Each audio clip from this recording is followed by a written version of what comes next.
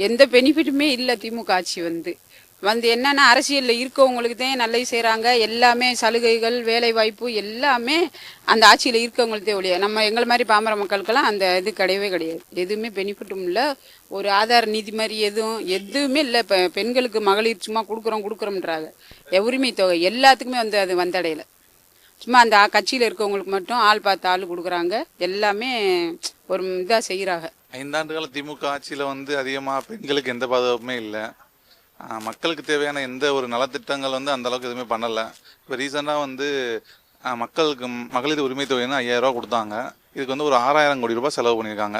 இந்த 6000 கோடி ரூபாய்க்கு வந்து இப்போ நம்ம துணை முதல்வர் வந்து 3 வருஷத்துக்கு முன்னாடி கூட என்ன சொன்னாப்புல, செங்கல் வந்து எய்ம்ஸ் வந்து கட்டியிருக்காங்க. ஆனால் எய்ம்ஸ் வந்து கட்டுறோம்னு சொல்லியிருக்காங்க, அடிக்கல் நட்டிருக்காங்க. ஆனால் செங்கலை மட்டும்தான் நட்டிருக்காங்க, எதுவுமே பண்ணலன்னு சொல்லியிருக்காங்க. இந்த 6000 கோடி ரூபாய்க்கு திமுக அரசு வந்து ஒரு 6 எய்ம்ஸ் கட்டியிருக்கலாம், எத்தனையோ ஒரு அணைகள் கட்டியிருக்கலாம், மருத்துவமனைகள் கட்டியிருக்கலாம், அணைகள் கட்டியிருக்கலாம், பள்ளிக்கூடங்களுக்கு ஏதாவது பண்ணிக்கலாம். ஏன்னா வந்து இப்போ நிறைய இடத்துல வந்து காம்பவுண்ட்ஸ் ஒரு இடிஞ்சு விழுந்து பள்ளிக்கூட குழந்தைகள் ரீசெண்டாக இறந்து போயிருக்காங்க, நிறைய பேர் இறந்து போயிருக்காங்க.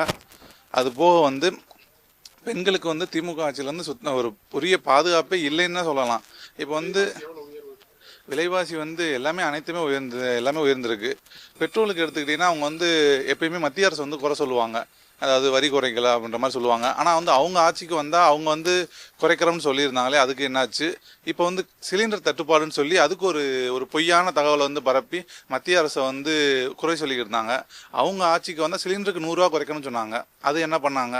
இதெல்லாம் வந்து திமுக அரசு வந்து எதுவுமே பண்ணலை, மக்களுக்கான நலத்திட்டங்களும் பண்ணலை. பொதுவாக மத்திய அரசு குறை சொல்லிக்கிட்டே இருக்காங்களே தவிர அவங்களே எவ்வளோ பண்ணியிருக்கலாம். இல்லை பரவாயில்ல, இந்த வருஷம் பரவாயில்ல ஆட்சி.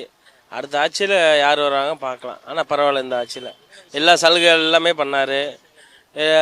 லேடிஸ்க்கு 1000 போட்டார் மாதம் மந்தில், மீதி எல்லா சலுகை 5000 போட்டார். பரவாயில்ல, எல்லா சலுகையும் பண்ணார். எதனால பூரா லஞ்சம் ஊழல். ஒரு கரண்ட் பில் எடுக்கிறாங்க, அந்த ஆஃபீஸில் இருக்கிறவே 5000 இல்லைங்க, கையெழுத்து போட்டால் 1000 ரூபாய் லஞ்சம் கேட்குறேன். அப்போ தமிழ்நாடு எப்படி இருக்கு? ஏழை வாழ்க்கைக்கு நல்லா செய்யணும். ஒரு 10,000 ரூபாய் கரண்ட் இருக்குன்னா 10,000 லஞ்சம் கேட்குறேன். அதுவும் சீக்கிரம் வந்த பாடில்லை கரண்ட்டு. அப்படி இருந்தால் என்ன செய்ய முடியும்? அடுத்து வந்து ஏடிஎம்முக்கு தான் வாய்ப்பு இருக்குது. அது வந்து எப்போவுமே கரெக்டான விலைவாசி கம்மி, எல்லாமே சலுகை கம்மி.